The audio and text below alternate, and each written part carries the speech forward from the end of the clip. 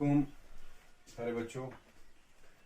जो आज हमारे टॉपिक का अनुमान है that is the importance of natural vegetation. इससे पहले हमने पढ़ा what does natural vegetation mean, what is virgin vegetation, and उसके बाद हमने ये भी पढ़ा कि हमारे हिंदुस्तान में कितने स्पीशीज है, फ्लावरिंग स्पीशीज है। और उसके बाद हमने पढ़ा कि डाइवर्सिटी क्यों है हमारे हिंदुस्तान में in fauna and flora, what are the factors for the diversity in flora and fauna in our country।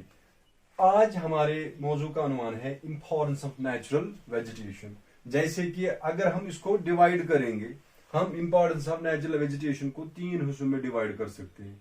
एक तो इसकी इकोलॉजिकल इंपॉर्टेंस है, दूसरी इसको इकोनॉमिक इंपॉर्टेंस है, तीसरी इसकी मेडिसिनल इंपॉर्टेंस है।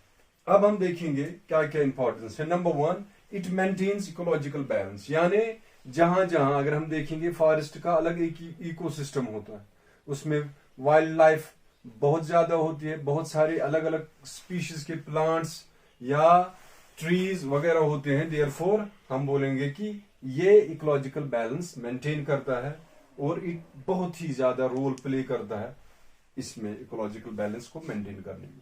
दूसरा जो है कि forests are an important renewable resources, यानी हमारे पास बहुत सारे रिसोर्सेज है, कुछ रिन्यूएबल होते हैं, कुछ नॉन रिन्यूएबल होते हैं, कुछ एग्जॉस्टेबल होते हैं, कोई इनएग्जॉस्टेबल रिसोर्स होता है। लेकिन जो हमारी फॉरेस्ट्स है वो इम्पॉर्टेंट रिन्यूएबल रिसोर्स है, बहुत ही बड़ा असासा हमारे लिए है, बहुत ही बड़ा रिसोर्स है हमारे लिए फॉरेस्ट्स।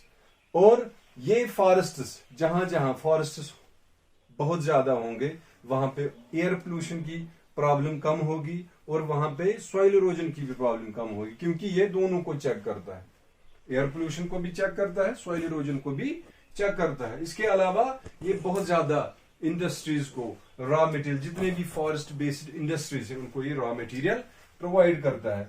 जैसे हमारे पास पेपर, पल्प, ज्वेलरी, टिम्बर, जितने भी इंडस्ट्रीज है उनको ये प्रोवाइड रॉ मटेरियल करता है।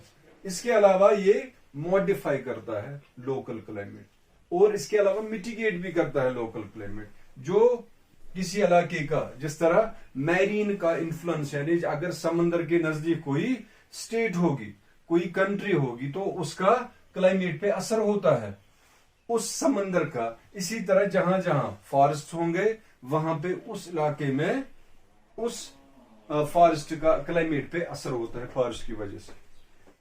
इसके अलावा हमने इससे पहले ही बोला कि जितने भी कम्युनिटीज, जो भी फॉरेस्ट्स में लोग रहते हैं, जितने भी ट्राइब्स फॉरेस्ट्स के अंदर रहते हैं, तो उनको लाइवलीहुड मिलता है with the help of forests. और इसके अलावा हमने ये भी देखा कि ये सीनिक ब्यूटी प्रोवाइड करता है, ऑफर करता है फॉर रिक्रिएशन, यानी लोग टूरिस्ट्स वहां पे जाते हैं घूमने के लिए, अपने रिक्रिएशन के लिए, क्योंकि ये बहुत ही खूबसूरत नजारा प्रोवाइड करता है। और ये हैबिटेट है बहुत सारी वाइल्ड लाइफ का। वाइल्ड लाइफ जितनी भी है उनका जो नेचुरल हैबिटेट है वो है फॉरेस्ट। ह्यूमस भी ये सॉइल को देता है, यानी ह्यूमस हो गया, उससे सॉइल फर्टाइल होती है। जितने भी ट्विग्स होते हैं, पत्ते आते हैं, वो सूख जाते हैं, फिर उसके बाद मिट्टी के साथ मिल जाते हैं, तो सॉइल क्या हो जाती है, फर्टाइल हो जाती है।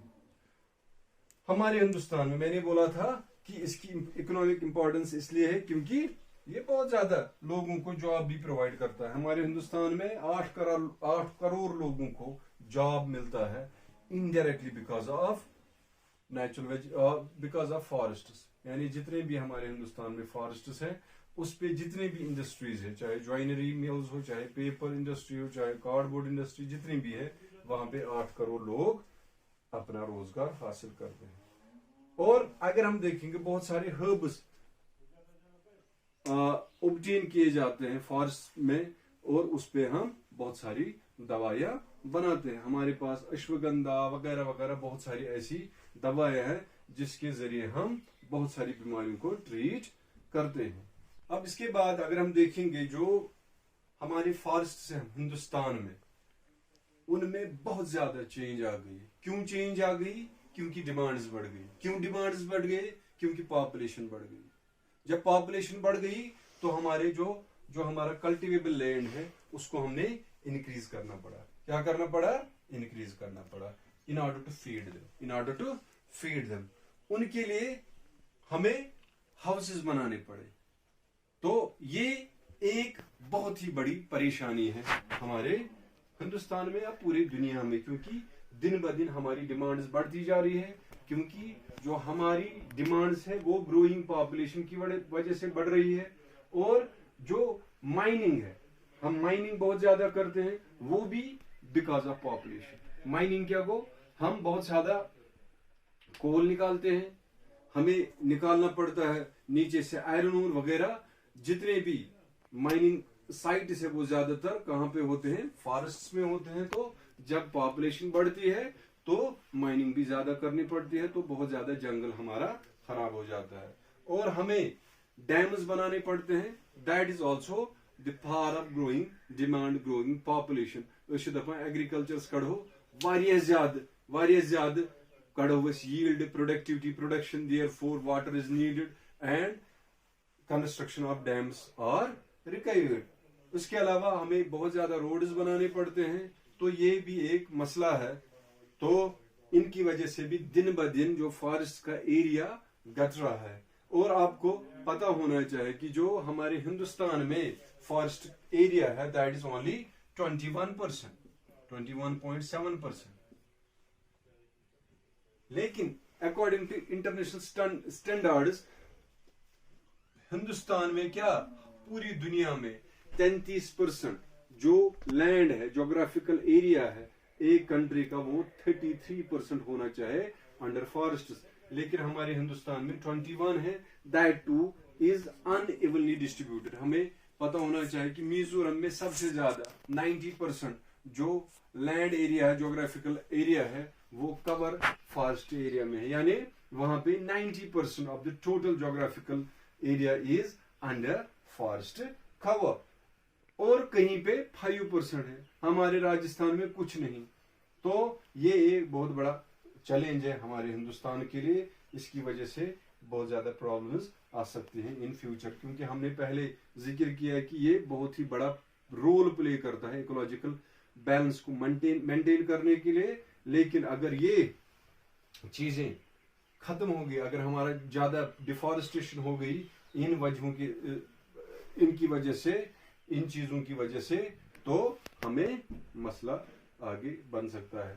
तो डेवलपमेंट ऑफ इंडस्ट्री, हमें बहुत ज्यादा इंडस्ट्रीज को बनाना पड़ता है, तो उसकी वजह से हमें जंगलों को काटना पड़ता है, तो ये भी एक मसला है। या बहुत ज्यादा पेपर हमें निकालना पड़ता है, तो पेपर निकालने के लिए हमें बहुत ज्यादा पेड़ को काटना पड़ता है, तो उसकी वजह से भी दिन ब दिन डिफॉरेस्टेशन हो रही है। और अर्बनाइजेशन, जो आपको पता ही, अर्बनाइजेशन मीन्स शहरियत बढ़ जाती है, लोगों को ज्यादा सेटलमेंट्स बनाने पड़ते हैं, तो उसकी वजह से भी फॉरेस्ट को काटना पड़ता है। ओवर ग्रेजिंग होती है, यानी ग्रेजिंग तो करनी है, ये उसी के लिए है, लेकिन जब भी ओवर ग्रेजिंग होती है तो इसमें क्या हो जाता है, उसमें जो वेजिटेशन होती है वो खत्म हो जाती है। ठीक।